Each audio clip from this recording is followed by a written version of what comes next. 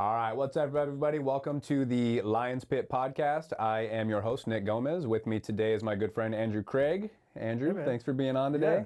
How's life? It's good.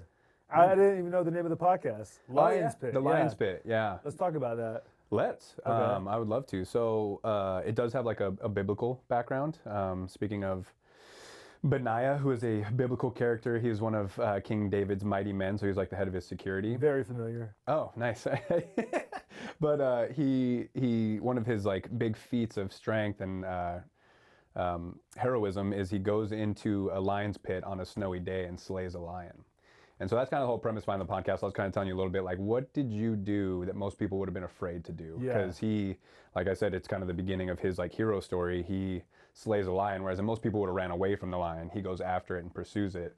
And so that's what I want to interview people and talk to people that have done similar things with their lives. Like, what was your lion that you slayed versus what most people would have been afraid to do or run away from? So that's kind of the whole premise behind the podcast. That's a cool name, man. I Yeah. like it more now knowing the backstory.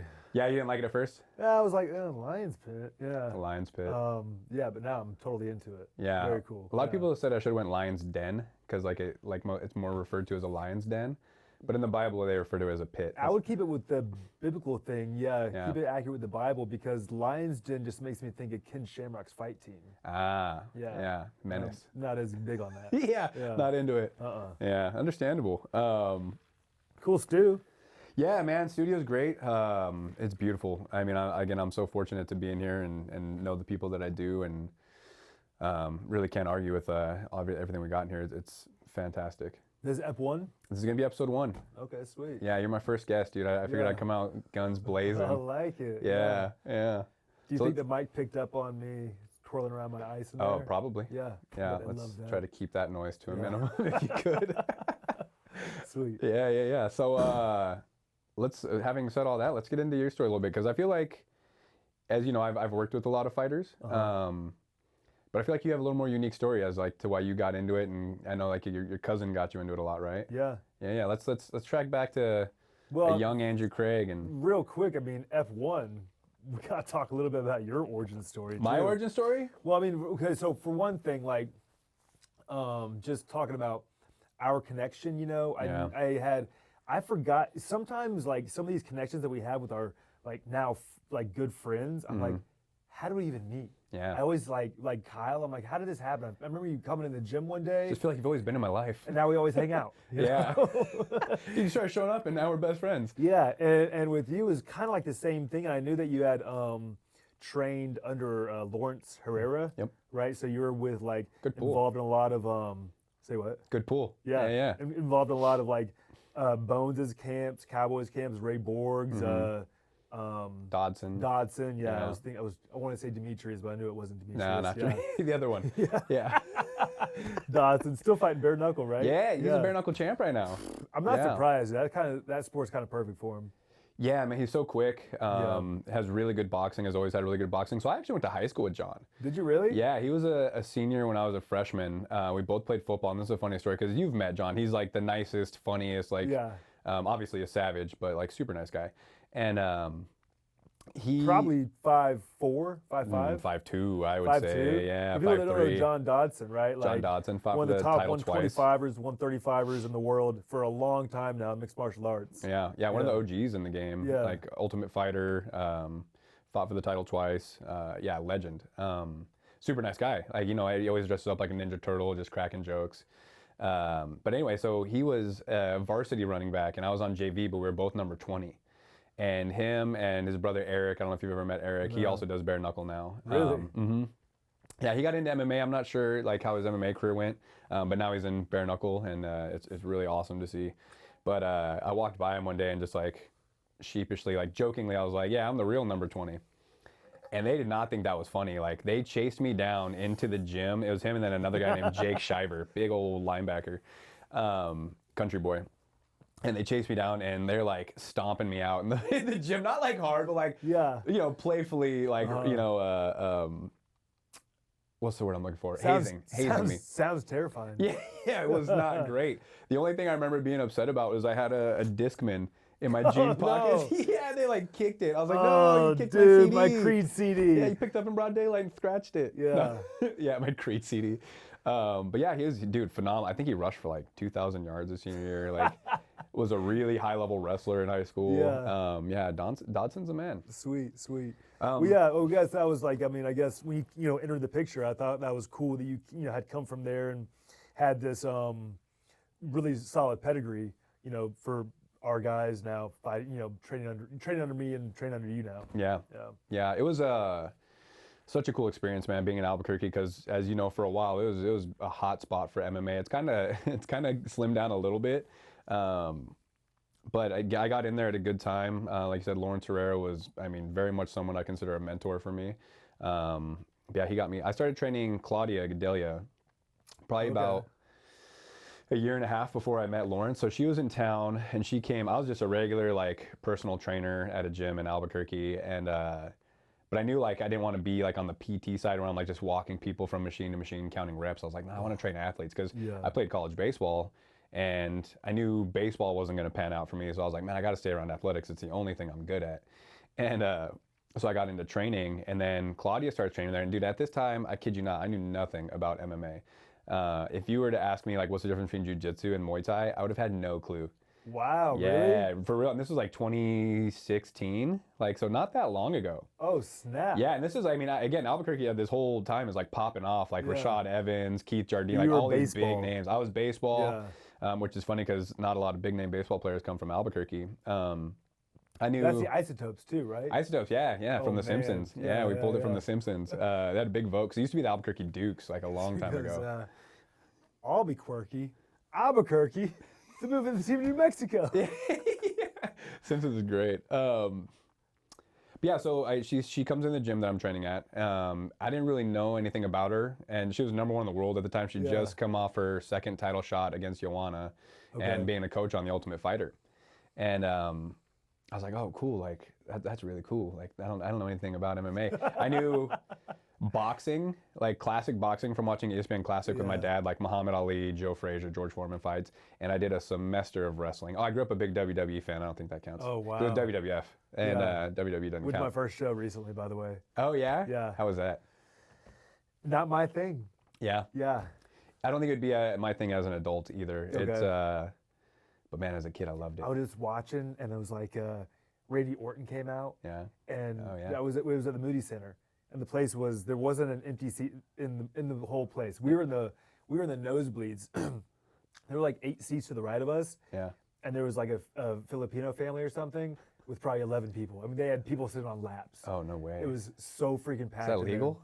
That's a fire hazard. I don't think so. Yeah. Something was off. Yeah. But the place erupts for Randy Orton coming out. And again, I don't watch it. I'm not familiar with it at all. Like I knew this guy's a wrestler, right? And then he goes out in the ring, and I forgot who he's on the mic talking to, right? But he's wearing, knee-high boots, a Speedo, and a T-shirt. Why the T-shirt? I don't know, the T-shirt, like. Yeah. And then he's overdressed. He's talking to this other guy in the ring, and they're just going back and forth with this, like, script and this drama. And I'm just watching it, and this thing goes on for 10 minutes, and everybody's just glued. Just like, and I'm just like, this is so bizarre. Yeah, it's like an athletic soap opera. Oh yeah, no, that's exactly what it is. Yeah. It's like theater arts for meatheads. Yeah, theater arts for meatheads. That's perfect. It was sweet, but we went with some of Mary's special needs patients. Okay. And they were loving it. Oh, nice. And then so just like being like, and then looking over like the guy next to you who's like, yeah. It kind of made it cool. It makes you excited. Yeah. Exactly. That's funny. So Claudia comes in. And I get to talking to her strength coach a little bit. It was just some guy that she had brought in, and he goes out of town for a weekend. He's like, hey, I got to go to a wedding. He's like, he saw how I was training my clients. He's like, I like the way you train. Do you mind covering Claudia for a weekend? I was like, yeah, sure, absolutely. And so I train her one camp. I forgot who she fought that fight. But she ends up winning her fight. She comes back for her second camp. But this time so she's doing all of her sparring at Jackson Wink. Okay. But she is doing her MMA training at Latrell Yee MMA in Albuquerque. Okay. Did you ever meet Chris Latrell? I did. He taught a class while I was up there. Older, maybe a cop as well. Yep. Yeah. Taught a really cool ground and pound class. Wait, That was okay. his thing. Yeah, he was really So good, she was like sparring wrestling at Jackson Wink and doing her skill work over at his at spot? Latrell Yee. Okay, Yeah. And Coach Yee was one of Cowboys' striking coaches. So it was Chris Latrell and Ray Yee. Okay. So Latrell Yee, MMA. Yeah, I should go to Jackson Wink for the bodies. They obviously have a bunch of bodies. And so she comes back for her second camp against Karolina Kovalkiewicz. Yeah. Wow. Yeah. Good pronunciation. Thank you. Yeah. I practiced that in the mirror this morning. But she doesn't bring the coach back. She hits me up. She's like, hey, you know, I like the way we hit it off. I like the way you coach. Like, do you mind being my main strength coach for this camp? And I'm like, yeah, absolutely. Especially because she'd been working with a guy at a university on the East Coast because she was going up to like Connecticut. And so he wrote the program, and I just had to facilitate it. So I just had to make sure she was doing everything right. So it was great, especially for like my first fighter, because it totally changed my mind on how I should be training fighters. Okay. Did you like the program? You like agreed with it? Looking back at it now, I think it could have been better for sure. Like knowing what I know now, but it was better than the stuff the guy before had her doing. It was still very much like athletic development, but I think it could have probably been a little more intense, honestly. But Claudia comes from like that. Was it Novo União? Like the Novo União. Yeah, the big camp. That's where she was from. So she had such like a go hard mindset that we really had to like pull the reins back a little bit on her. But I think that was her only finish in the UFC was that fight against Karolina. She got a submission. Really? Nice. Yeah, so, and then Lawrence Herrera ended up opening Performance Ranch in Albuquerque with Cowboy. Yeah. And honestly, the thing that got me excited about that is like, they're like, oh, it's going to be affiliated with Onnit. Like, they're going to have a bunch of like Onnit supplements and equipment and stuff like that. Yeah. How are you already into Onnit? Was it through fighting, or was it just by happenstance listening to Rogan or something? No, through fighting. Yeah, because I think at that time, Onnit was trying to do a lot with fighters. So like they're sending out like care packages to a bunch of fighters, and Claudia got, oh, nice. Yeah. That was what I was doing. That was my job. I was in that shit. Oh, no way. Doing that shit to everybody, dude. So she was one of the athletes, and I saw a couple people wearing shirts around the gym, and I think that was more so from Rogan, from the podcast. Right. But at that time, I kind of knew him more from the MMA stuff. And so, and then I kind of started following him online, and then I saw that Lawrence was opening the gym that was affiliated with Onnit, and I was like, man, that's so cool. I'd love to work there. And then I went to talk to Lawrence about his connections at Onnit, because this is 2017. I was over Albuquerque. I was like, man, I want to move to Austin. Yeah. And the coach that I was working for at the time heard that I went to go meet up with Lawrence, and he thought that I was asking Lawrence for a job. And so he sent me an email firing me. Wow. Yeah. He's like, hey, we heard that you were over at Performance Ranch trying to get a job. Thank you for your service, but your contract has been terminated. I was like, are you kidding me? That guy's a loser. Yeah, don't be like him. Oh my God, dude. Yeah, I was like, you can't even call me or text me, like, hear the story. Yeah, it was a very unfortunate circumstance, but it ended up being a blessing, because I called Lawrence, and I'm like, hey, I don't know, like, who's the Benedict Arnold over your gym that like just ratted me out, but they gave him the wrong info, and I just got fired. And Lawrence like, well, give me a little bit, like, let me figure it out. And within half an hour, he emailed me a contract. No way. Yeah, he's like, just come work for me. We'll figure it out. He's like, I know you're trying to get to Austin, but you can come work for me. Like, I know you did a bunch of good work with Claudia, yada, yada, yada. And I loved it, dude. Performance Ranch was dope. Getting to work for Cowboy was a great experience, and then all the other fighters that came to the gym, obviously. So that kept you there for how many more years then? I was there until 2020. Okay. Yeah, so I finished up at Performance Ranch in 2020. That made you like kind of re-energized with Albuquerque? It did, yeah. It definitely made me enjoy what I was doing. And honestly, when I left, it was upsetting, because I met with the boss. I met Lawrence, and dude, I was like trying to like choke back tears. I was like, dude, I got to put in my 2 weeks notice. Like, I got to get out, because New Mexico was tough over COVID, dude. Oh. It was such a restricted state. Yeah. And a lot of people don't realize that, because it's a very small population state, but it was like one of the top 3 most restricted. So that's when you came over to Austin? Yeah. Oh, wow. Okay. Yeah. So I made the move December of 2020 is when I finally made the jump. Damn. Yeah, and I didn't have any connections at Onnit, my dumbass. Really? Yeah, because Lawrence had reached out to John Wolf. You know John Wolf. John Wolf is one of the like 3 guys that I'd consider like Onnit was built on their shoulders. I'd say it's Shane, John, and Juan. Like those 3 guys like kind of make Onnit what it is today. So Lawrence had reached out to John and was like, hey, I got one of my coaches moving out to Austin. I'd love to get him set up with you guys. And John was like, yeah, absolutely, have him come by.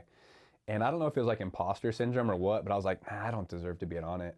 So I didn't get John's info. I didn't get his contact info. And like trying to be as half-assed as possible, I shot him a message on Instagram. Like, hey, I'm in town now. I know Lawrence reached out to you. Like, I'd love to come check it out. And John's a big deal. Like, he doesn't check his inbox. So like for like 3 months, I didn't hear back from him. And then finally the big freeze happened in 2021, like February of 21. Yeah. And I saw him post something about On It reopening after the storm. And so I dropped a fire emoji on his story. And that's what he saw. And then he saw the previous message and he's like, oh shit, dude, like, sorry, I totally missed this. Like, come into On It. Like, I'd love to have you meet Larry, the GM, and meet with Juan. And I didn't know who Larry was at the time. And man, he's probably been like my favorite boss ever. Like, so what were you doing for that amount of time? From like December to February? Yeah. So one of the coaches I had done an On It certification with was working at a gym in San Antonio called Intentional Patterns. His name was Mark, and Mark was like, hey, I see you're in Texas, like you're in New Braunfels, that's kind of halfway between. He's like, come down to San Antonio, I'd love you to meet the owners of Intentional Patterns. It was Hudson Stancliffe and Matt Gonzalez are the owners, really cool guys. But they're all like very well versed with like On It. They had done multiple certifications there, and they were working with a couple boxers down there. And they're like, hey, we'd love to have you come by and like kind of show us some MMA stuff. And I was like, yeah, sure. And so I kind of helped them develop like an MMA program, and they offered me a position. They're like, hey man, you want to come down here? Like, I know it's not On It, but you know, it's somewhere for you to start building clientele. And I was like, yeah, sure. Like, I haven't heard anything back yet. And then literally the day after I accepted that is when I got the message from John Wolf. And I felt so bad because they're great dudes. And so I messaged them. I'm like, hey, like, I finally heard back from John Wolf. And they're like, no, we totally understand. You came here for On It. We understand what On It is. Like, we're not going to try to compete. And we've kept in touch over the years. Like, they're cool dudes for sure. And then so Wolf got you in, and you've been a trainer there ever since? Dude, I'd start off in front of house. Yeah. And at the time, I was really cool with it because I was so excited to just like be in the building. Front of house, like running the desk. Like making like smoothies and like checking people in. Yeah. That's wild, dude. Like Ian, you know, Aubrey's right-hand man. Yeah. Was in the cafe originally. Yeah, Ian Desmond. Yeah, for sure. Yeah. That's honestly, it's a great place to like meet people and like see how you are with people. Sure. That's where I met Freeze. Smoothies and and learn how to work computers. Yeah. But that's where I met Freeze. I was working in front of house when he came in. Oh, no way? Yeah. Oh, okay. Yeah. And then y'all just hit it off as baseball guys? Yeah, and dude, hilarious story, because when he first came in, what was he? He was looking for a trainer or something? Yeah, he just kind of, like, it was still early, like, post-COVID, so... Had he just moved to Austin, too? No, if I'm not mistaken, I want to say he moved here in 2015 or 2016. Oh, okay. Yeah, but he came in, he had been doing, like, some of the On It 6, like, workout videos during COVID, and so he came in, wanted to check it out and see about training, and so ever since college, baseball, I've played in, like, men's league baseball, like, it's still fast-pitch, like, wood bat league baseball, a bunch of, like, ex-college players. And so Freeze comes in, and I didn't recognize him at first. And he's like, yeah, I just retired from baseball. Like, I kind of, just want to train and stay in shape and kind of see what the gym's about. And me, like, being the jackass that I am, I thought that he was, like, talking about men's league baseball. So I'm like, who says they retired from, like... And so I tried to call him on it. I was like, oh, yeah, where'd you play? And he's like, Freeze, he's the most humble guy. And so, like sheepishly, he's like, St. Louis, then Anaheim, and then I was with the Pirates for a little while, and then I finished with the Dodgers. I was like, what did you say your last name was? Because I know baseball, like, back and forth, kind of like MMA. And I was like, what did you say your last name was? He's like, Freeze. And I was like, oh, you mean like World Series hero David Freeze? He's like, yeah. I was like, I'm an idiot. Man. Yeah, and then we've been like best friends ever since, man. He's definitely my best friend in Texas. I mean, awesome human being. Guess I'm just chopped liver. Yeah, you're right there though, man.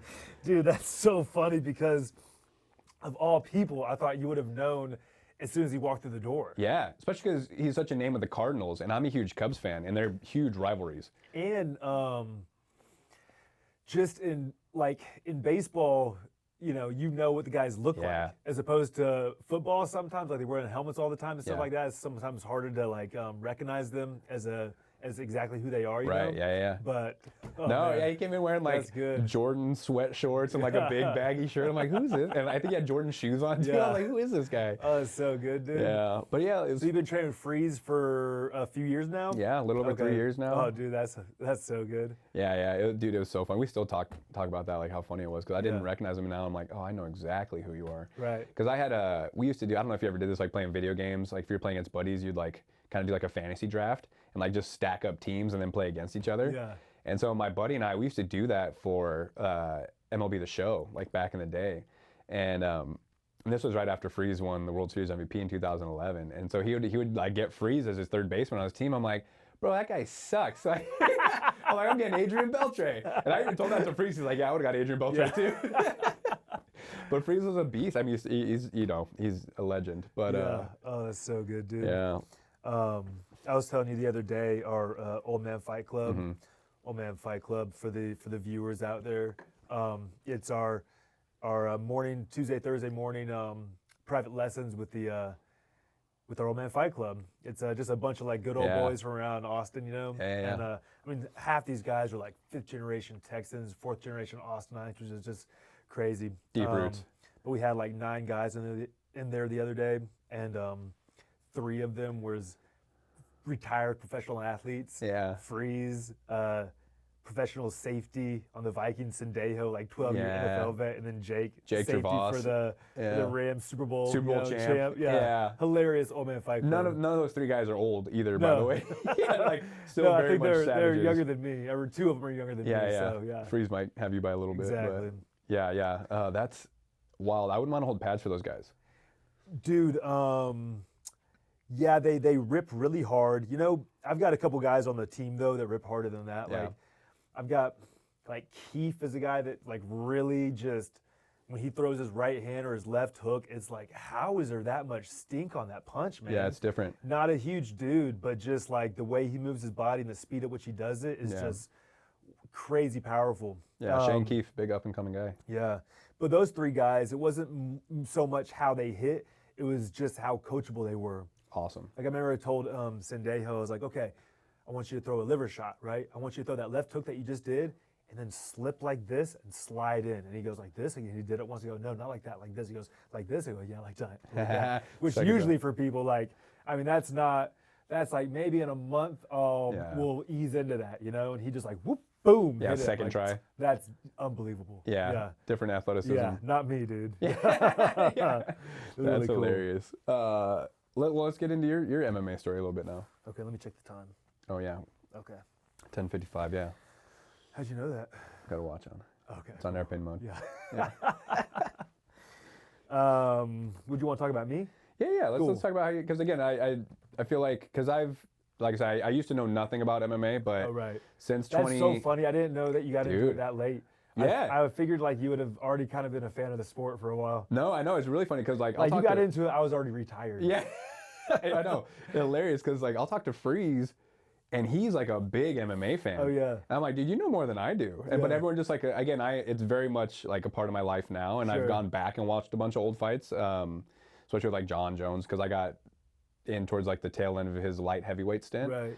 So I've gone back and watched a bunch of his old fights. fights. Just to see like who you're working for, epic, you know? Dude. Yeah. Not only that, but like understand him as a person, but understand like just how epic his career is and like the legacy. Oh, dude. It's wild. Yeah. I was watching his second fight against DC the other day, where he just like high kicks him and then has one of the most violent finishes on him against the cage. Dude, yeah. It was just nasty. Yeah, DC looked like he was out for a little bit, but like the way his body was bouncing off the canvas, it kind of looked like he was just awake. Like kept his balance just enough to Smart move by John to kick his feet out though. Oh, when he's like chasing him down instead of like trying to land a headshot, he like kicks his feet out. Oh, that's so cool. Yeah, I'm like, damn, that's like a big brother move. Yeah, no, for real. Get down, yeah. That's like one of the coolest moves if you can ever pull it off like casually, and even just in a little grappling match. There's nothing more fun than foot sweeping somebody. Yeah.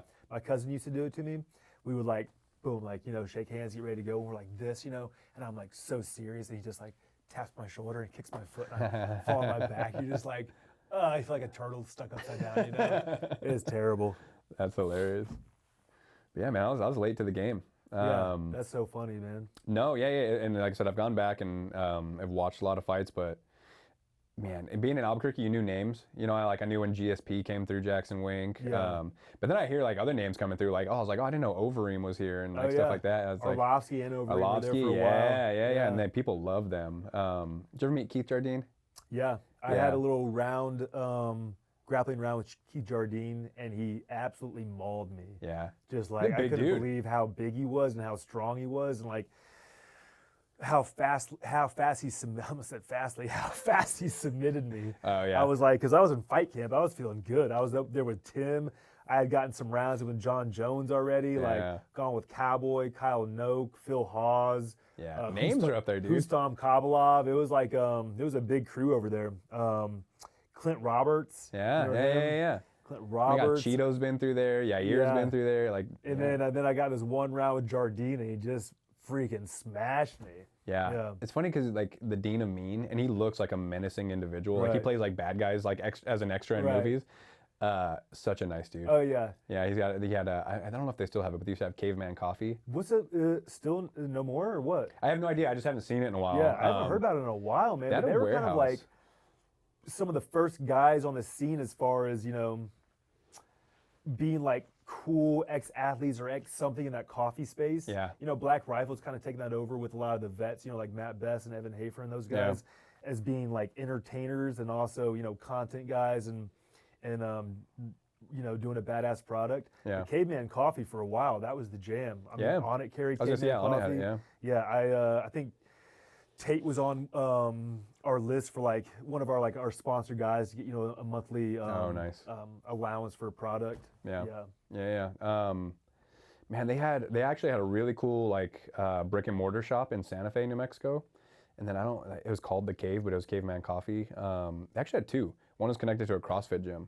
But I think, I don't know if like COVID took them out or. Now I'm super curious. Hopefully they sold to somebody. Well, hopefully they're still doing it. And Hopefully they sold to somebody, made some I'm the one money. under a rock. So yeah. Yeah, I'm the one ideally. missing out. Yeah. Yeah. Because I knew. Make a note. Let's check on that after the show. Yeah, I know. Mental Yeah. note.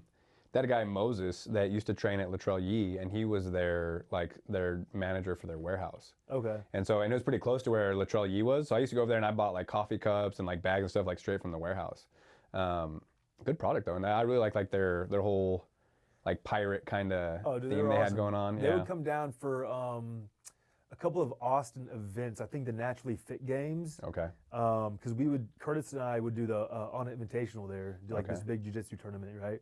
And it was at Palmer Event Center, I think. And Caveman Coffee always had a spot there. All their employees were dressed up like cavemen and cave women. Oh, really? It was pretty sweet. It was pretty sweet. Yeah, Jody Escobar was with them. Oh yeah. Yeah. Jody's great. Yeah, Jody is great. Nice little UFC stint too. But yeah, man, as you know, like Albuquerque was like definitely a hotbed for MMA, but That On It cold brew is good, dude. yeah, the hot brew is good too. You should try it sometime. Yeah. I remember working at a restaurant. It was really cool because they only had waitresses, and I was like one of the few guys that worked there, and I'd bring food out from the kitchen out to the waitresses. Yeah, I was like in the campus area of Albuquerque at UNM, and I would do it during the summer when I'd come back for college baseball, and my manager was geeking out one time. He's like, "Oh, dude, Rashad Evans is out there," and I was like, "What team does he play for?" I thought he was a linebacker. For some reason, I was like thinking of someone. I was like, "I think he's a linebacker for the Bills." Yeah. He's like, "No." He's like, "What?" He's like, "No, dude, he's a light heavyweight champ. Like he's out there with Keith Jardine and blah blah blah." I was like, "Oh, no way." I go out there to like some of the biggest biceps I've ever seen. On Rashad? On Rashad, yeah. There probably was a, there's Rashard Mendenhall, right? Mm-hmm. But that's Rashard. I mean, he's probably pretty close to that. Yeah, maybe that's what I was thinking. But again, that's like how little I knew about MMA at that time. GSP and John Jones were the only names that I like knew were in. And Diego Sanchez. Okay. Because Diego's a huge name in New Mexico. I used to date his cousin actually. Oh, wow. Yeah, in high school. Wild times. Diego's been a menace. I met him when he was 19. Dude, I mean, he got burned pretty bad. Yeah. In the most recent chapter or like phase of his life. Yeah, I feel that bad for the Fabian guy. Yeah. Yeah. Pretty bad. Yeah, that was rough. It was hard to watch, like, as New Mexicans. Like, people are like, dude, what do you, like, you got to get rid of that guy. Yeah. Yeah. Well, it was like, you watch it and you're like, oh, dude, he's getting bamboozled by this guy. Like, how does he not see this? What an idiot. And then all of a sudden you're like, oh, I feel terrible for this guy. Yeah. Yeah. Yeah. I think, like I said, Diego's a nice guy, like, at his core. Most people are. But he was a menace for sure. Really? Yeah. I remember because I went to, like, a family, like, barbecue, like, someone's birthday party.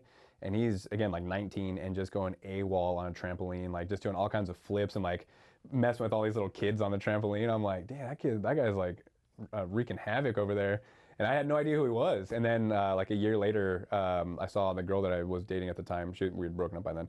But she was at the Ultimate Fighter finale, like watching. She's like, oh, my cousin Diego. Oh, I was wow. Like, oh, no He way. was that young on The Ultimate Fighter? Early like 20s or 20s? so. Yeah. Makes sense. Yeah, he was the Nightmare and then the Dream and then Oh, Lionheart. And then I think he went back yeah. to the Nightmare. I forgot it always changed. Yeah. What a weirdo. Yeah, Oh my but God. yeah, I mean, that was Albuquerque, man. Yeah. So like I said, I knew those names. Everyone knew GSP. John Jones had a name around Albuquerque, and obviously within the sport, but I just didn't really know at that time.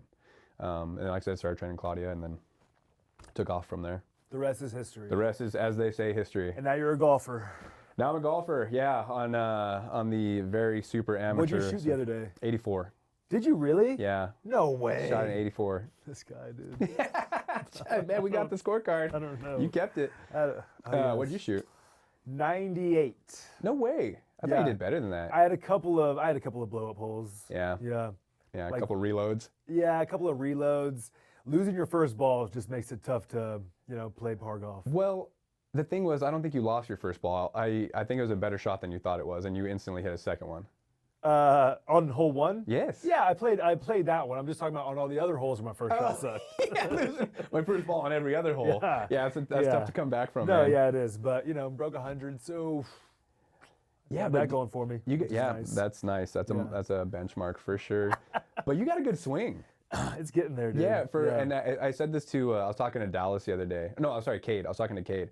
I was like, "Oh, Andrew's got a good swing for a fighter." Yeah. And he's like, "Fighters don't got good swings." And I'm like, that was a good Cade impression. That was a good Cade. Yeah. If you guys know Cade Foradori. Foradori, is that how you say it? Foradori, yeah. I always want to say Foraday because that's his IG, Cade Foraday. Oh. Yeah. I didn't know that. I Yeah. thought it was just Foradori. I just assumed. I saw the Right. first 3 letters and filled in the rest. Close enough. Yeah. But yeah, he's like, I want to go to Topgolf, learn how to hit a driver. I was like, yeah, I can help you with that. And then, because it was after you and I, this was yesterday, I was training him. And I was like, yeah, Andrew's got a good swing for a golfer. He's like, for a fighter. He's like, oh, the fighters don't got good swing. I was like, well, they don't tend to be the most fluid athletes. They're not super rotational. I'm always trying to break it down for my fighters. I'm like, but also for golfers. Like I always draw parallels between the two. Mm-hmm. But if you don't fight, you typically don't golf, and if you golf, you typically don't fight. There's oftentimes it's like the hardest sport and the softest sport. Yeah. But they both require this immense amount of focus and technique, and rotational and all that jazz, and just body awareness. Yeah. And so we always try to compare the two. Nobody gets it. Nobody gets it. No. Yeah. When I first got into Muay Thai, because I trained Muay Thai for 7 years, fought a couple times.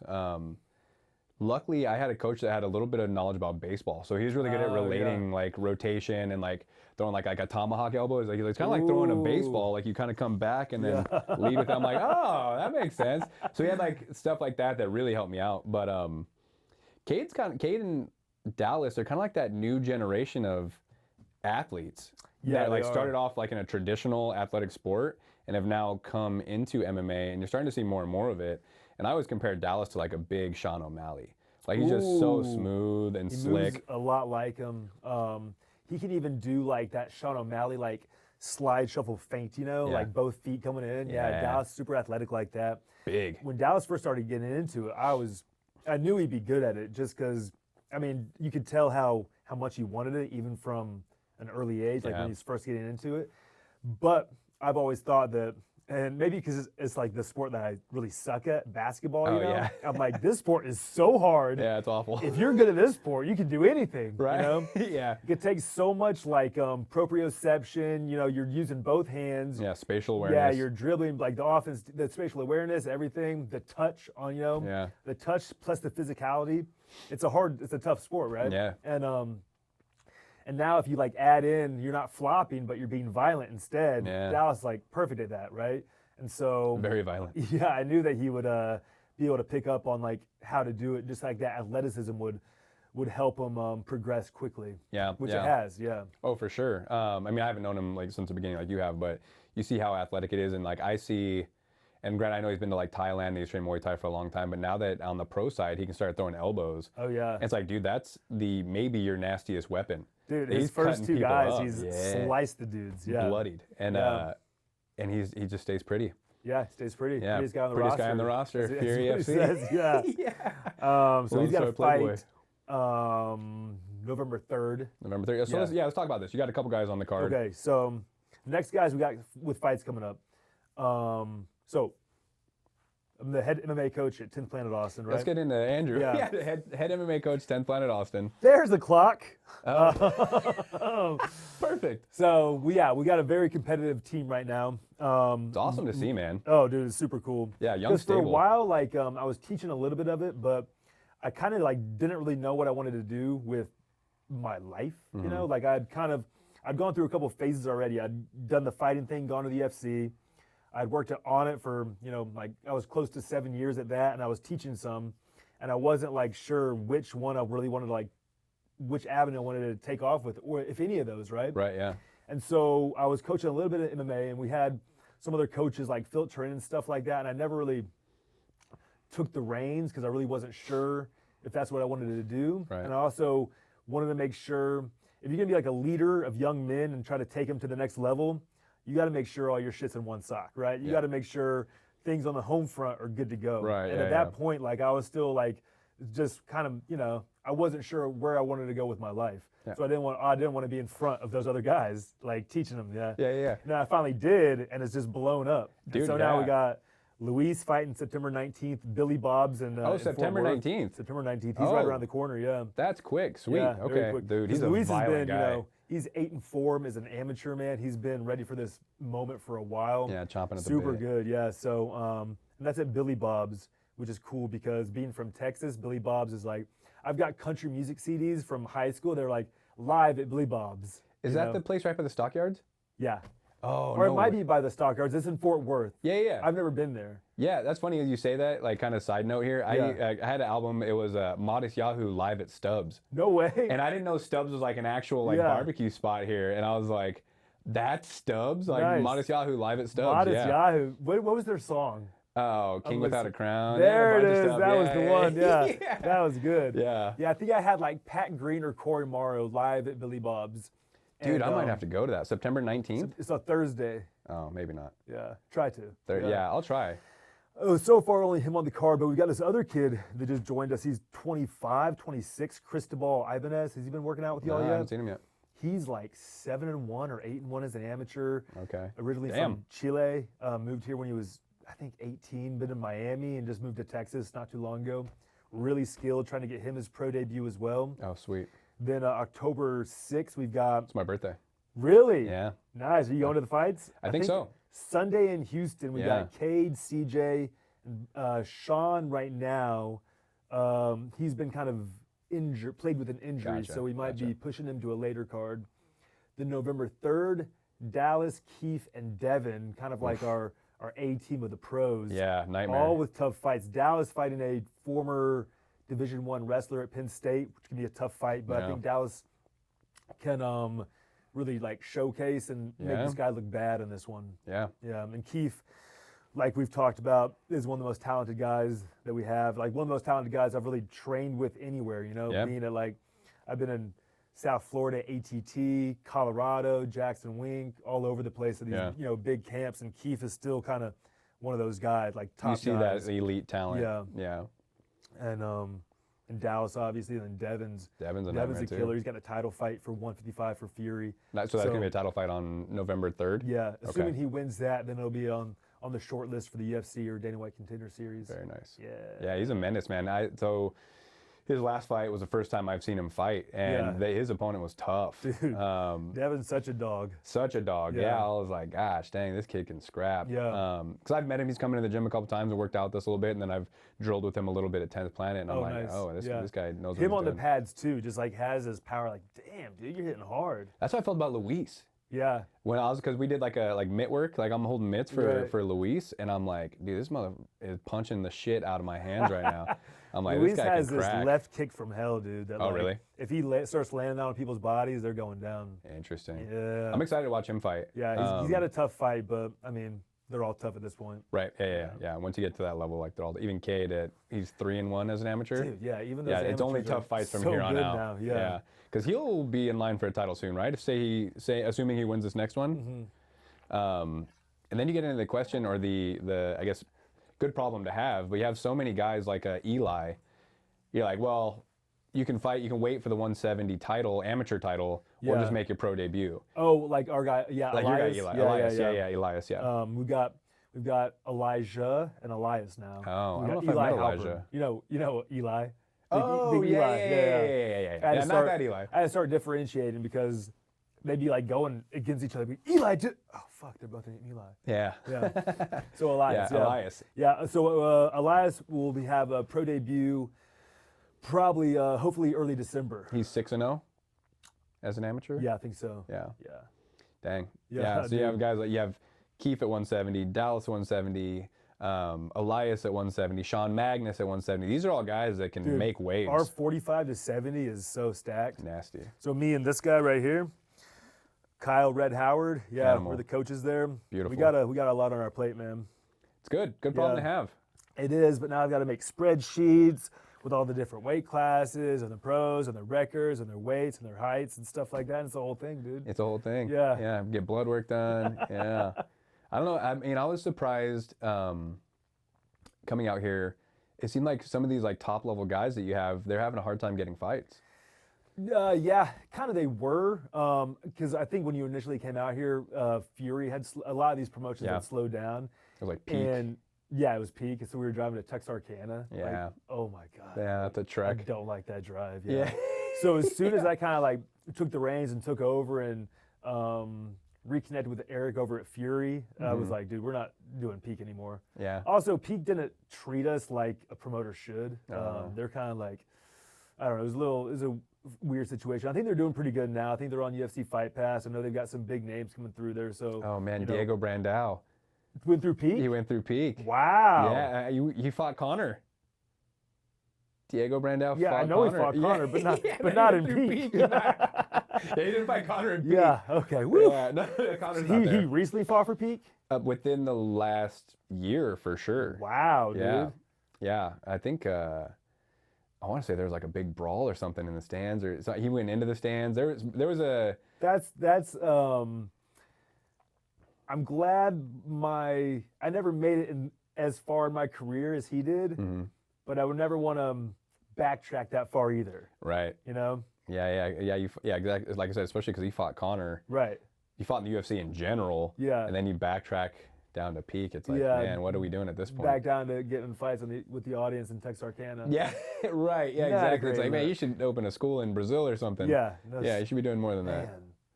Yeah. Tough scene. But yeah. So, what's your connection with Fury? You know these guys back from Houston? Eric Garcia, one of my very first, he's the owner, founder, whatever, of Fury. One of my first ever training partners in Houston, probably met him in 2008 or 9. He's also a black belt under my cousin in jiu-jitsu. Oh, okay, cool. So we were both fighting. I think he went like 3-0 or 4-0 as an amateur. He had a few pro fights, went undefeated there as well. Always had knee injury problems, like knee injuries though. I remember being around him. He tore his meniscus multiple times. Yeah. But yeah, I started an amateur promotion early on, Garcia Amateur Promotions, and then Legacy was the big show in Houston. Like myself. Is that LFA? No, not yet. Okay.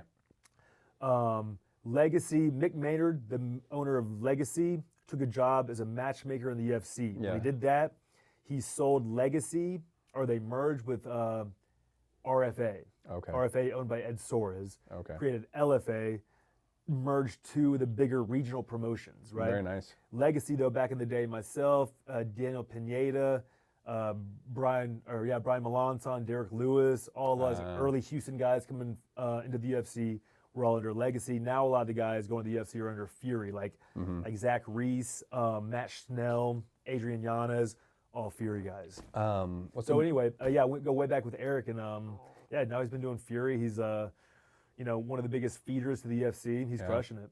Yeah. I've you just rattle off a list of names of guys that have been promoted to the UFC from Fury. So it's one of those things, because in Albuquerque, the big promotion that would come through would be LFA. Oh, right. So we'd have a lot of LFA fights coming through, and that would be kind of like our feeder system to get guys into the UFC. Yeah. Man, that's cool. Cool. You have such like deep ties with those guys. Dude, honestly, man, it's almost like a little reunion going back to fights, because like Eric's running the show. Eric and I used to beat the crap out of each other in the morning, like pay my buddy Jace $20 to train us. Yeah. He was already had a couple fights. He was bartending. He was like, yeah, dude, I'll train you, but you gotta pay me. And then we paid him 2 sessions. He was like, dude, I can't take your money. And then he stopped doing it, just trained us. He was like one of my best friends. Yeah, that's cool. I owe a lot to him for how I developed as a martial artist. But yeah, dude, me and Eric had an ambulance company then, transport dialysis patients. Oh, and wow. A limo company. Guy's always just been hustling. A self-made hustler. Yeah.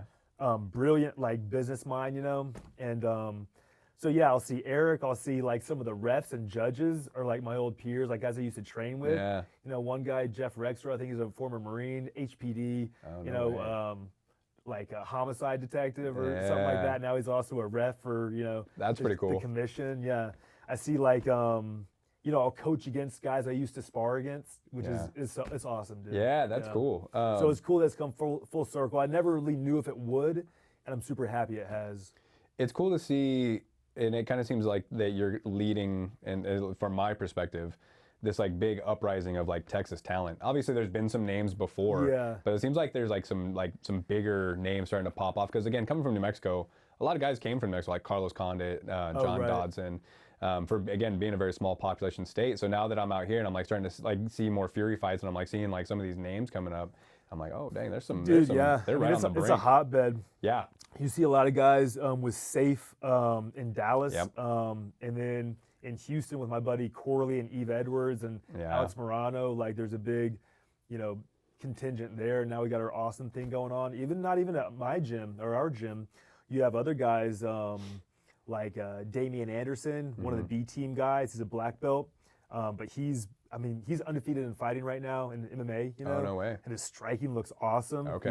I think he's had all finishes so far. Cody Steele, just moved to Vegas. He'll be fighting on Contender Series soon. So Austin itself is really grown as a mixed martial arts community, not just within our gym. Although I think we have the best squad. Yeah. Especially when it comes to MMA specifically, because I see Austin blowing up as a jiu-jitsu town, which just leads to more and more fighters wanting to come here. You're starting to see guys like even like Rory came out to work with Danaher and Tim. You see Tim out here, like those kind of names, like kind of setting their roots. And then I heard, did I hear that RDA is going to be opening? I've heard RDA, yeah, like a King's here or something. Yeah. So it'd be interesting to see. But I mean, Austin's a hotbed in general for everything. But that's one thing that, like, coming out here from Albuquerque, I was like, oh man, it kind of has like a softer culture. But now you're starting to see like, you gotta start checking ears. You gotta start looking at cauliflower in the bar and be like, I don't want to mess with that guy. When I graduated UT in 2008 here, there was like 3 jiu-jitsu schools and like 1 kickboxing school and Richard Lord's, Yeah. That was it. How long, so after you graduated UT, how long did you stick around Austin? I went straight back to Houston. Went straight back to Houston, okay. Started training down there? Until 2015, Just because the scene in Austin wasn't anything. And right, I was like, I was going to say, like, where were you training? Yeah, I had to go move to Houston, live with my dad, and do the whole thing. Yeah.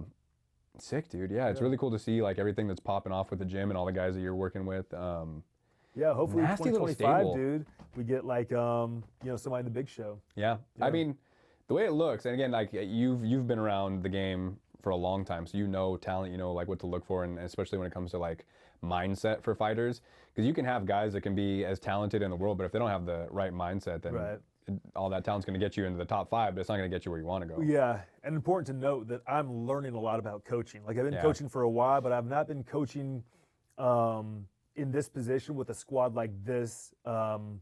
This is still like a learning experience for me too. So one of the biggest things I'm able to contribute as far as what I tell these guys is like, almost like the things to avoid. Yeah. Like I know a lot of what I did wrong, and that's usually you learn more from a loss or from a bad decision, whatever it is. And so as much as I'm able to give these guys like the things that were made me successful, like being too dumb to quit and good cardio and stuff like that. I'm also doing a lot of like, hey dude, here's what I didn't do that you could definitely benefit from. For sure. And that, like I said, that's probably more important in a lot of ways. So, especially when it comes to fighters, because fighters are tough, gritty individuals. You're like, well, let's actually avoid being like all out all the time. Like let's kind of rein it in. We're also in our head all the time, I think. It's a funky bunch. Yeah. And man, I think that's why I love working with fighters, because like growing up the way I grew up, like pretty rough background. I was I don't know if I've ever told you this, but I was actually homeless as a child. Oh, wow. Yeah, my earliest memories are of living in a homeless shelter in California. Shit. Yeah. Yeah. So I've seen a lot of shit. And I think that like, that's why I tend to like fighters more. Yeah. Like, 'cause I resonate more with people that have struggled than people that have always had it easy. And I'm fortunate I can kind of like blend between both. Like I have some very good friends that have always been very wealthy or well off, and that's great. But like I said, when it comes to fighters, I feel like I see them a little better, because I'm like, oh, cool, you made it through the same kind of shit I made it through. Right. And I can't speak to those experiences myself, but I think being around around fighters that have also been through experiences like yours, or what everybody's got like a different road. Yeah. Mine was, luckily pretty well paid for me. Sure. But it really opened up my eye. It's helped me be around such a diverse crew of people. Yeah. Yeah. Yeah, and I mean, you've made some lifelong connections. I mean, I feel like your best friends are probably from MMA, right? Yeah, big time. Yeah. Mine have become that way. It was always baseball, and like a lot of my like still like truly good friends from my childhood are from baseball. But like my best friends now are usually pretty MMA oriented. Yeah. Even guys like Freeze. Right. Freeze loves MMA, so it's like I'll send Freeze like, hey, watch this fight like from like 12 years ago. It's got this one move that you'll like. Yeah. He's like, oh, that was great. yeah, it's beautiful. That's exactly what we were talking about. Yeah, exactly. Yeah. Well, cool, man. Glad to have you on. Thank you for having me. Let's give a quick shout out to the fighters that are coming up. Okay, so yeah, Luis, two-piece Luis, September 19th. Cristobal Ibanez, hopefully around that time.